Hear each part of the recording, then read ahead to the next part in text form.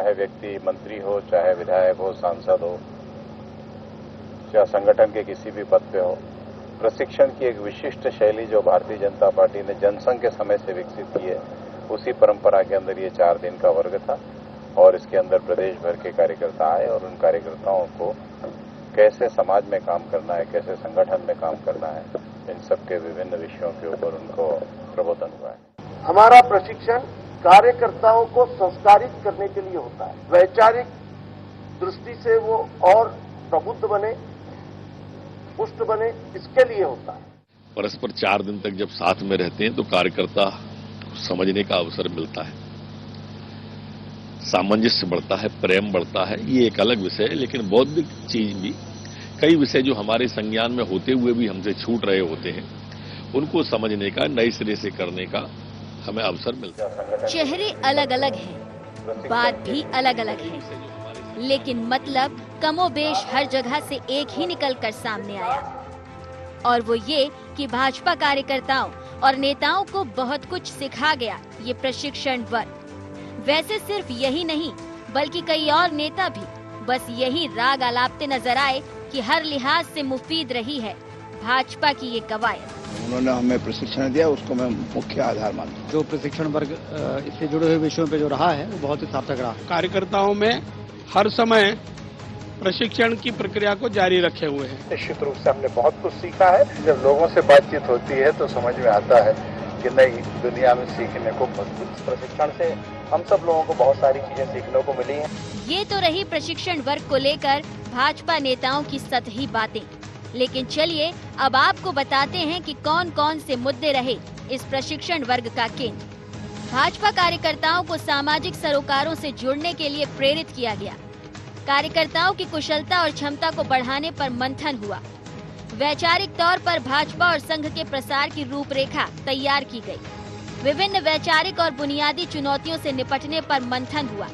प्रदेश और देश के राजनीतिक मुद्दों को लेकर भी विशेष चर्चा हुई। नोटबंदी और कैशलेस के साथ विपक्षी हमलों पर भी मंथन हुआ। यकीनन बहुत ही खास कवायद की गई थी भाजपा के जरिए, और बहुत हद तक लाजमी भी है कि इसका सियासी तौर पर उसे फायदा भी मिलेगा। लेकिन बात अगर विपक्षी खेमे के बारे में करें तो वह इसे लेकर भाजपा पर हमलावर नजर आई।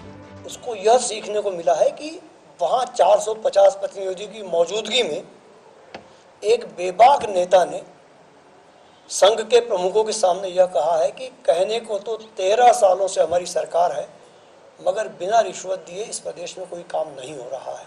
तो ये सीखना चाहिए कि नोटबंदी पर चर्चा करने के लिए वरिष्ठ नेताओं ने उपस्थित प्रतिनिधियों को सीधी तौर पर मना कर दिया था कि नोटबंदी पर कोई चर्चा नहीं होगी। इन्हें शिविर में भी अधिनायकवाद और तानाशाही के दर्शन परिलक्षित हुए। बहरहाल कैसे भी देखा जाए, भाजपा की कवायद को किसी भी स्तर पर कमजोर करार नहीं दे सकते। इस दौरान पार्टी नेताओं ने न सिर्फ अपने कार्यकर्ताओं को विभिन्न सियासी टिप्स दिए, बल्कि उनकी समस्याओं को सुनकर उनके निराकरण की भी बात कही। ऐसे में अब देखना ये होगा कि भाजपा को अपनी इस कवायद का आने वाले वक्त में क्या कुछ फायदा मिलता है। इंदौर से बाबू शेख के साथ IND 24 भोपाल।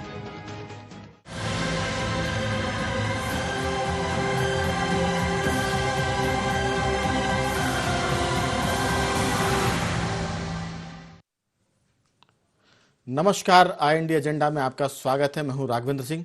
चर्चा शुरू करें इसके पहले एक नजर एजेंडा पॉइंट्स पर।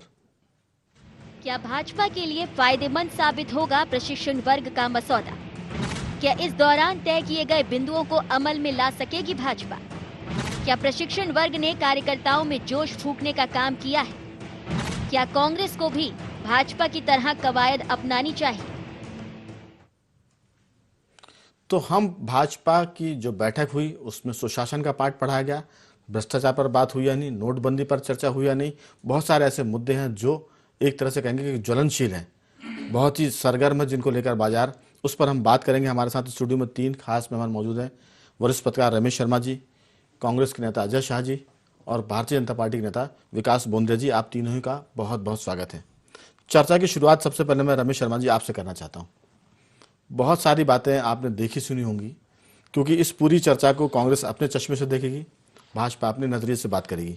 लेकिन एक तटस्थ जो जिसकी हम शुरुआत ही करना चाहते हैं निष्पक्षता के साथ, बिना किसी लाग लपेट के, आपसे कि ये जो बैठक हुई है ये भाजपा की एक तरह से परंपरा है, ये कवायद वो करती रहती है, लेकिन 13 साल के बाद भी इस कवायद में जो सुर निकल कर आए हैं वो कहीं ना कहीं चौंकाने वाले हैं, चिंता में डालने वाले हैं, भाजपा के लिए भी, सरकार के लिए भी और मध्य प्रदेश के लिए भी। आपकी राय? देखिए, मोटे तौर पर ये बात सही है कि देश में कुछ राजनीतिक दल ये प्रशिक्षण का ये कार्यक्रम करते हैं। ये परंपरा कांग्रेस में भी रही है और राजीव जी तक ये परंपरा रही है, उसके बाद का फिर मुझे ध्यान नहीं है होती है कि नहीं होती। भाजपा में भी रही है और वामपंथी दल भी इस तरह के प्रशिक्षण शिविर का आयोजन करते हैं। इन शिविरों का उद्देश्य असल में 2 प्रकार से होता है। एक तो कार्यकर्ताओं को जो मुद्दे राजनीति के चल रहे होते हैं और उनसे किस प्रकार जवाब देना और जो आरोप लग रहे होते हैं उनसे कैसे निपटना, इस बात को कार्यकर्ताओं को ट्रेनिंग के लिए इस तरह के होते हैं। और दूसरे जो नए कार्यकर्ता आते हैं उनको वैचारिक अभियान के आधार पर काम करने की ट्रेनिंग ये भी इनमें दी जाती है। लेकिन ये जो अभी शिविर हुआ है भाजपा का जी, ये बहुत ऐसे मौके पर हुआ है, खास तौर से जिन दिनों केंद्र सरकार नोटबंदी के मामले में थोड़ा सा पक्ष और विपक्ष के आरोपों से झूल रही है और वो जो असमंजस की स्थिति जन सामान्य में बन रही है और भाजपा के कार्यकर्ताओं में भी बन रही है, मुझे लग रहा है कि ये सारे प्रशिक्षण के साथ साथ उनको इस बात की भी ट्रेनिंग दी गई होगी कि किस प्रकार विपक्ष के आरोपों से उनको मुकाबला करना है और अपनी बात को किस तरीके से जनता के बीच सकारात्मक तरीके से रखना है। मैं समझता हूं पार्टी इस मामले में अनुशासन बनाने में तो वो कामयाब रही होगी। तीसरी एक और बात, भाजपा में चूंकि लंबे अरसे से सरकार में रहने के साथ साथ कहीं ना कहीं ये कार्यकर्ताओं में एक असमंजस जैसी स्थिति थोड़ी सी हम लोग कई दिनों से महसूस कर रहे थे। उसका कारण ये कि सत्तारूढ़ दल के कार्यकर्ताओं असमंजस को हम थोड़ा सा असंतोष भी कह सकते हैं। हाँ, वो कह तो आप सकते हैं। तो वो जो असमंजस, मैं उसको असमंजस ही कहूंगा कि कहीं ना कहीं कार्यकर्ताओं को सरकार से थोड़ी सी अपेक्षा भी होती है, उसके परिवार, रिश्तेदार, दूसरे लोग भी होते हैं। पिछले कुछ दिनों से भाजपा के कार्यकर्ताओं में थोड़ा सा ये एक असहज स्थिति बन रही है कि उनके सुझाव कम होते हैं।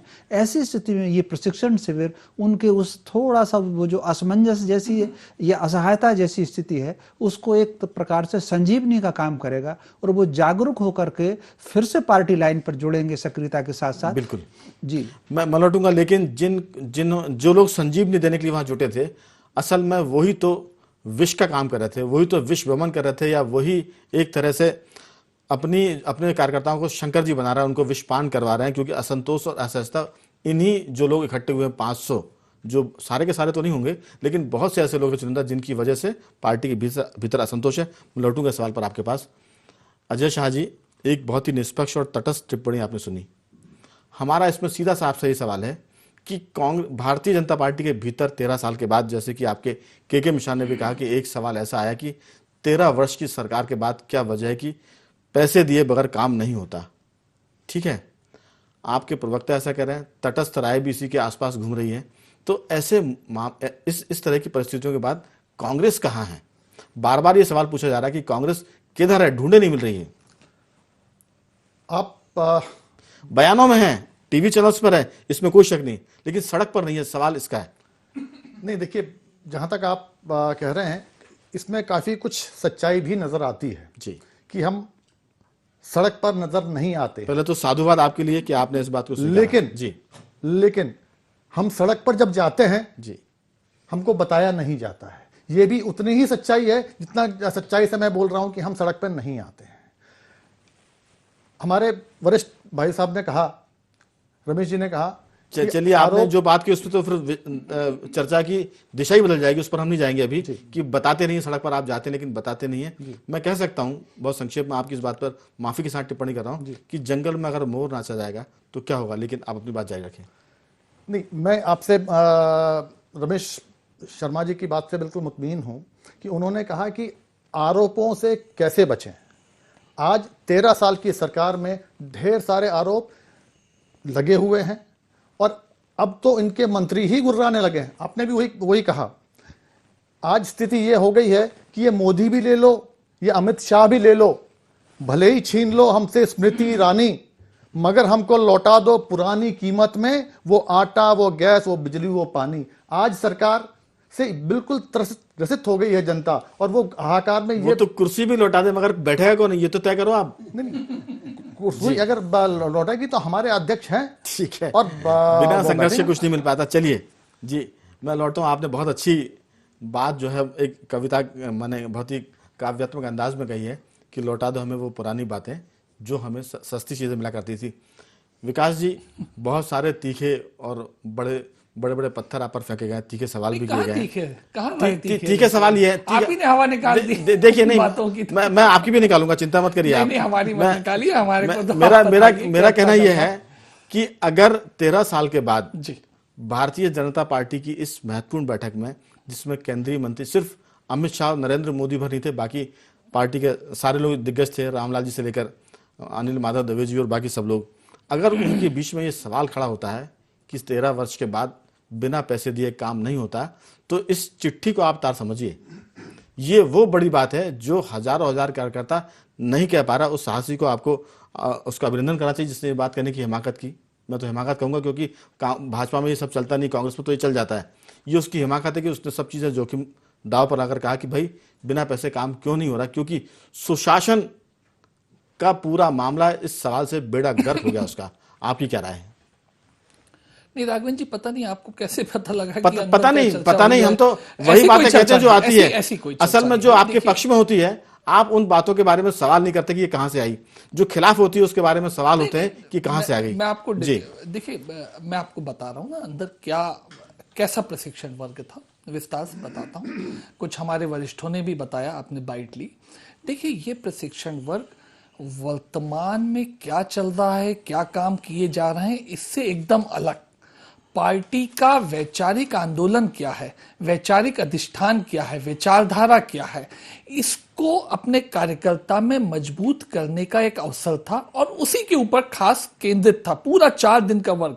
मतलब आप सोचिए, आज की राजनीतिक परिस्थितियों में, मतलब जैसी अन्य पार्टियों की है, आज कल्पना भी नहीं कर सकते कि कोई राजनीतिक दल अपने विचार को लेके, कार्यकर्ता के निर्माण को लेके, अपनी कार्यपद्धति को लेके, अपने से जुड़े अनुषांगिक विचार परिवारों को के साथ सामंजस्य कैसे हो और कैसे सब मजबूत बने, और अंत में राष्ट्र की चिंता की, राष्ट्र कैसे मजबूत हो, इसको लेके अन्य कोई दल काम भी नहीं कर सकता। मतलब 4 दिन इन चीजों पे विचार विमर्श करना, मुझे नहीं लगता कि कांग्रेस, बसपा, सपा और भी जितने दल हैं, अब तो कम्युनिस्ट भी, अब तो कम्युनिस्ट टोकना चाहता हूं अगर आपकी अनुमति हो जी। इसका मतलब कि मामला बहुत गंभीर है। नहीं, कोई 13 साल के बाद अगर 4 दिन एक मिनट सरकार को बैठना पड़ रहा है, संगठन को बैठना पड़ रहा है, ये मामला गंभीर है। इसलिए भी मैं आपसे कह रहा हूं कि ये जिम्मेदारी आप पर इसलिए क्योंकि मैदान में अकेले आप दौड़ रहे हैं, पहले नंबर पर भी आप हैं और 10वें पर भी आप हैं, इसलिए जिम्मेदारी आपकी ज्यादा है। इसके लिए धन्यवाद, और इस जिम्मेदारी को हम महसूस भी कर रहे हैं।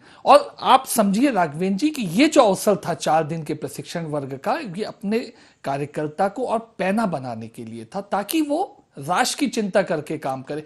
अनेक सत्रों में ये बात आई, उसका बोथरापन दूर करने के लिए। पैना तो ठीक है, नहीं कोई सवाल जो आ रहा है वो तीखे बहुत है। नहीं, मैं आपको बता रहा हूं ना जो हुआ जैसे पंचनिष्ठाएं, उसके ऊपर कैसे काम करा जाए।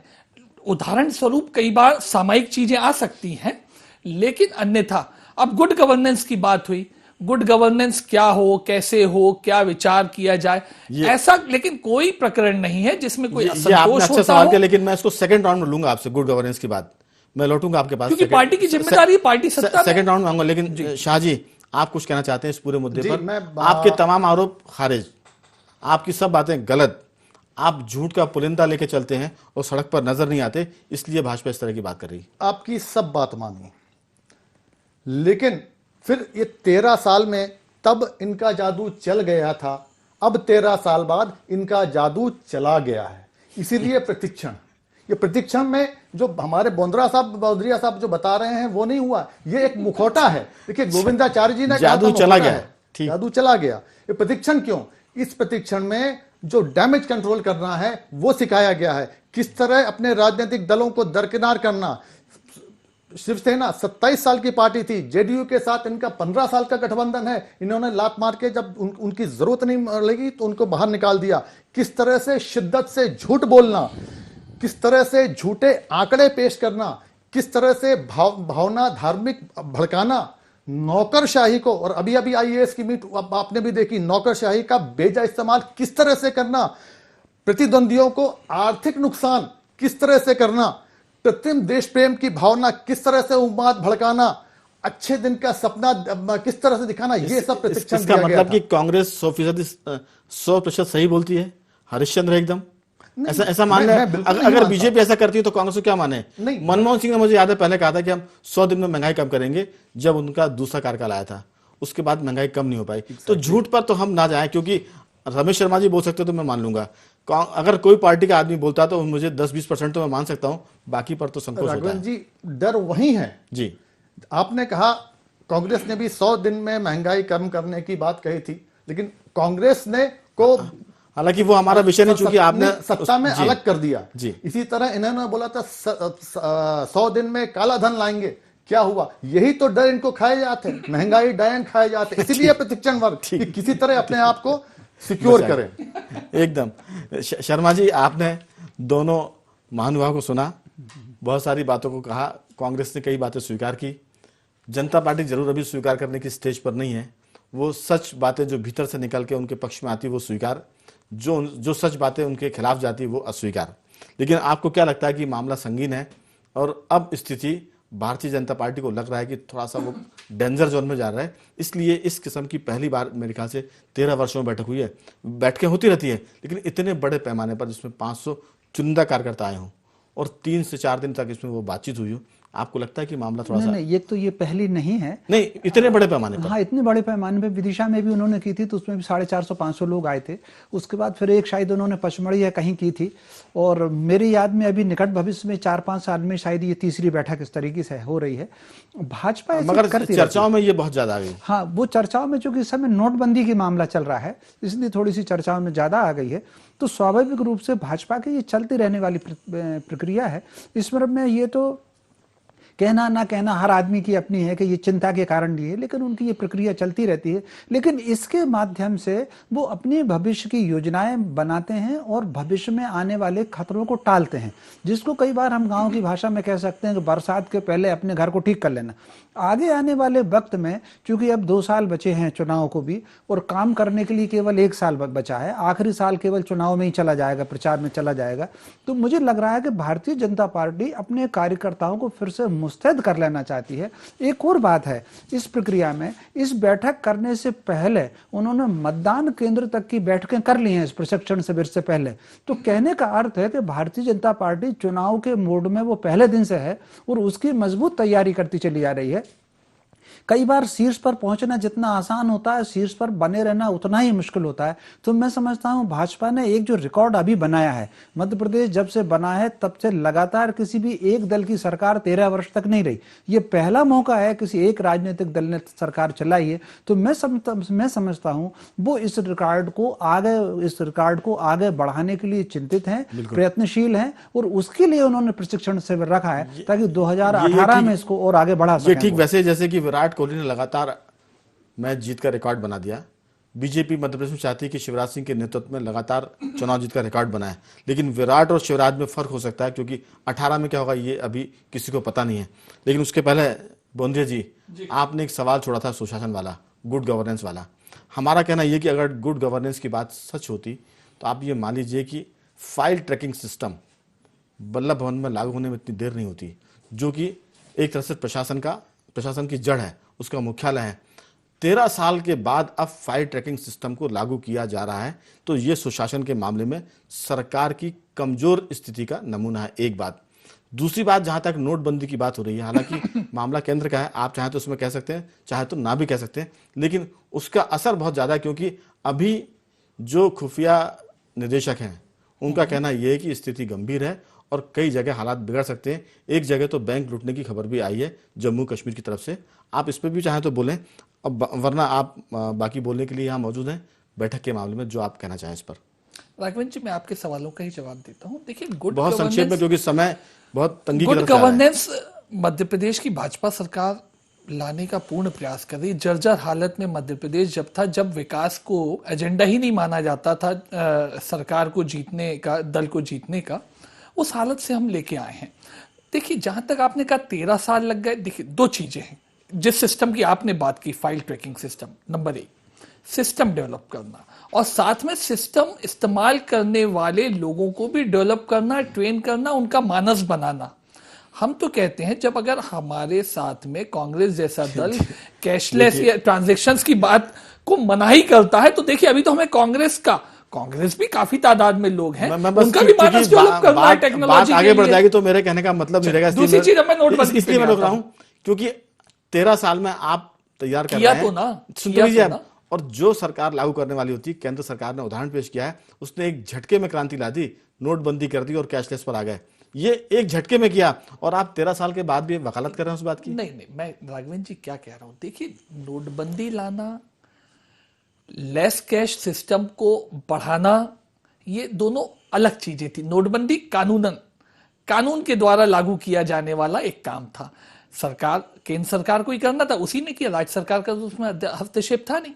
मौका मिला, केंद्र सरकार ने व्यवस्थाएं डेवलप की और ये निर्णय लागू कर दिया। नंबर दूसरा, आपने कहा ना कैशलेस वाला, ये चलता रह रहा है, निरंतर वाला प्रोसेस था। जब जरूरत भी जान पड़ी और लोगों में वक्त भी आया तो उसे फैलाने का प्रयास किया गया। मेरा छोटा सा सवाल ये था कि वो इतना बड़ा फैसला एक झटके में लागू हुआ और फायर ट्रैकिंग सिस्टम के लिए आपको 13 वर्ष लग गए, ये मेरा कहने का मतलब था। बस बाकी ठीक है। देखिए टेक्नोलॉजी को डेवलप करना, और मैंने कहा ना कि जो हमारे साथ में लोग काम कर रहे हैं उनका मानस भी डेवलप करना है और उन्हें ट्रेन भी करना है, लेकिन हुआ ना। अच्छा राघवेंद्र जी ये बताइए आप, चलिए मैं तो कंपेरिजन करता हूं, किसी अन्य प्रदेश से हम कितना पीछे हैं, 1 साल 2 साल, कितना पीछे आखिर भाई? देखिए हम जब पूरे होल में कंपैरिजन करेंगे तो हम कोई पीछे नहीं है सिस्टम में। उस पर मत जाइए आप, क्योंकि नहीं देखिए पड़ोसी राज्यों में तो सब जगह पड़ोसी राज्यों में तो सरकारें एक के बाद दोबारा आ नहीं पाती है।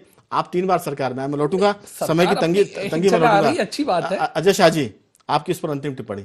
नहीं, गुड गवर्नेंस, मुझे तो हंसी आती है साहब कि गुड गवर्नेंस की बात बोंद्रिया साहब कहते हैं और ओवरड्राफ्ट 265 लाख करोड़ का ओवरड्राफ्ट कर करके बड़े बड़े वादे तुम तोड़ देती हो हर बार। कम से कम ये तो बता दो तुम माशूका हो या मामा की सरकार। अब मुझे बोलने दीजिएगा। ओवरड्राफ्ट की बात हुई है ना, फाइनेंसिंग मैनेजमेंट की बात हुई है। साहब एक बात बताइए, बैंक किसको उधार देता है? उसको ही देता है जिसको पाता है कि उधार लौटा सकता है, ये डेवलपमेंट करेगा, उससे कमाएगा। आप पीछे पड़ गए कि ये नौबत आएगी वो उधार देना बंद कर दे। नहीं सुनिए ना, ये हो गया था कांग्रेस सरकार में, ये हुआ था कांग्रेस सरकार में जब ओवरड्राफ्ट रोक दिया गया था। देखिए राघवेंद्र जी, प्रदेश की जो स्थिति है, जीडीपी के मुकाबले हमारा जो रेवेन्यू, बिल्कुल अजय शाह जी वो कंट्रोल्ड है। भारतीय जनता पार्टी, अजय शाह जी तो बैंकर रहे हैं, ये ज्यादा अच्छा समझते हैं कि फाइनेंस उसी को मिलेगा, आपकी बात कर रहा हूं, स्थिति सुदृढ़ होगी। और अजय शाह जी, आप भारतीय जनता पार्टी से जल रहे हैं, उससे ईर्ष्या कर रहे हैं, उससे बैंक लोन दे रही है और आपके जमाने में तो बैंक ने आपको इस काबिल समझा नहीं था आपकी सरकार को कि वो लोन दे सके। मैं वही तो बोल रहा हूं कि जब सुशासन की बात, गुड गवर्नेंस की अगर ये बात करते हैं तो ओवरड्राफ्ट इतना बड़ा क्यों, जरूरत क्यों पड़ी? आज भी यूएनडीपी की रिपोर्ट है, सार्क कंट्रीज में हम कहां हैं आपको मालूम है? अभी 1 महीने पहले इसी चैनल पे बहस हुई थी। तो ये किस गुड गवर्नेंस की बात कर रहे हैं और क्यों ये ओवरड्राफ्ट हो गया? शाह जी 13 साल पहले भी तो यूएनडीपी की कोई रिपोर्ट होगी, वो भी तो बताइए क्या थी? अजय शाह जी, अगर वो भी तो बताइए वो रिपोर्ट क्या थी, जो स्थिति आज है कहां आगे बढ़े ऐसी है, तो आप ये मान लीजिए कि आपको हंसने के नहीं, आप ठाके लगाने पड़ेंगे 2018 में, क्योंकि आप नहीं सुधरे। तो ये जो आप बात कर रहे हैं इसमें आप फेरिस्त बढ़ा लीजिए, वरना भूमिका आपकी ये रहने वाली जो आप बता रहे हैं। मुझे हालांकि ये कहते हुए बहुत दुख रहा, लेकिन शर्मा जी आपकी अंतिम टिप्पणी। सबसे पहले तो मैं भाजपा और कांग्रेस दोनों जनों को कहना चाहता हूं कि सरकार पर 1 पैसे का ओवरड्राफ्ट नहीं है।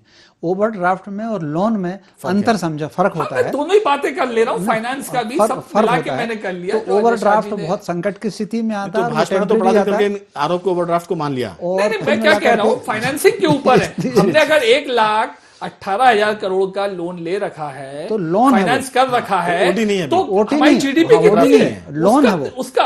अच्छा, और देखिए एक मिनट, हमारे टोटल टैक्स रेवेन्यू का या जीडीपी का वो कितना प्रतिशत है? और 2003 में वो कितना प्रतिशत था? 10 से ज्यादा प्रतिशत था, 21% है। अजय जी, अगर आप बहुत संक्षेप में कहें तो बहुत अच्छी है, समय खत्म होने जा रहा है। मैं सिर्फ ये तो बोल रहा हूं कि आज अगर इनको जरूरत नहीं पड़ती तो सबसे ज्यादा वैट मध्य प्रदेश में क्यों? 31%। सबसे ज्यादा पेट्रोल हमारे यहाँ है, क्योंकि इनकी हालत अंदरूनी रूप से खोखले हो चुके हैं। बिल्कुल, शर्मा इसीलिए जी। प्रशिक्षण चालू कहाँ से हुए थे आप? तो कुल मिलाकर फाइनेंस पे इस लाके तरह के जो प्रशिक्षण शिविरों की कवायद होती ही रहना चाहिए, हर राजनीतिक दल को रखना चाहिए। कई कार्यकर्ता नए भी आते हैं, वो उन नए कार्यकर्ताओं को भी समझना चाहिए कि पार्टी लाइन क्या है, और कांग्रेस भी इस तरह करती रही है, साम्यवादी दल भी इस तरीके से करते हैं। तो इस प्रशिक्षण वर्ग को, शिविर को बहुत वैसा नहीं हमको समझना चाहिए कि कोई बहुत पहाड़ टूटने वाला है जिसके लिए भाजपा बहुत चिंतित हो रही है। स्वाभाविक रूप से उनकी प्रक्रिया है और वो 2018 के चुनाव की तैयारी कर रहे हैं, ताकि कार्यकर्ता के मन में किसी तरह की कोई असमंजस हो, किसी तरह का कोई अंतर्विरोध हो, दूर रह करके वो पार्टी लाइन पर इस काम चर्चा करें। में शामिल होने के लिए मैं राघवन जी एक लाइन जोड़ना चाहता हूं। जी। रमेश जी ने बहुत अच्छी कहा, बहुत संगठन संक्षेप में की समय हमेशा समाप्त की हो गया। कवायद है हमारी, ये बोनस रेगुलर में आप, कवायद जी। है, लेकिन ये केवल 2018 के चुनाव की कवायद नहीं थी। ये संगठन को मजबूत, कार्यकर्ता को बेहतर और ज्यादा समाज के लिए उपयोगी बनाने की कवायद है। ये लॉन्ग टर्म प्रोसेस चलिए, है। आप तीनों महानुभाव ने चर्चा में हिस्सा लिया, आपका सभी का बहुत बहुत साधुवाद। हम जनता को, ये दर्शक को ये बताना चाहते हैं कि ये पूरी कवायद बकौल भारतीय जनता पार्टी के राष्ट्रीय संगठन महामंत्री, लगातार जीत से और बेहतर तालमेल से संतुष्टि नहीं होती, ना संतुष्टि मिलती है। जनता के बीच सक्रियता होनी चाहिए और सुशासन के लिए सरकार को निरंतर काम करते रहना चाहिए। ये बात उन्होंने अपने भाषण में, अपनी प्रेस से बातचीत में कही है। इसके बाद हम आपको बताना ही चाहते हैं कि एक जमाना था जब इंदिरा जी की सरकार नसबंदी में चली गई थी, उसके बाद चरण सिंह की सरकार कभी चकबंदी में चली गई थी, और इस समय देश में मोदी की सरकार नोटबंदी के चक्कर में जूझ रही है, संघर्ष कर रही है। अगर सफल हुए तो वो इतिहास पुरुष में दर्ज हो जाएंगे, अगर असफल हुए तो शायद जो दो मैंने नाम गिनाए, तीसरा नाम उस पर भी आ सकता है, लेकिन ये भविष्य की बातें हैं। उम्मीद करते हैं कि भारतीय जनता पार्टी अपने संगठन को, अपनी सरकार को हमेशा जगाती रहेगी और जागती रहेगी। IND एजेंडा में आज इतना ही। आप बने रहिए हमारे साथ और देखते रहिए IND 24।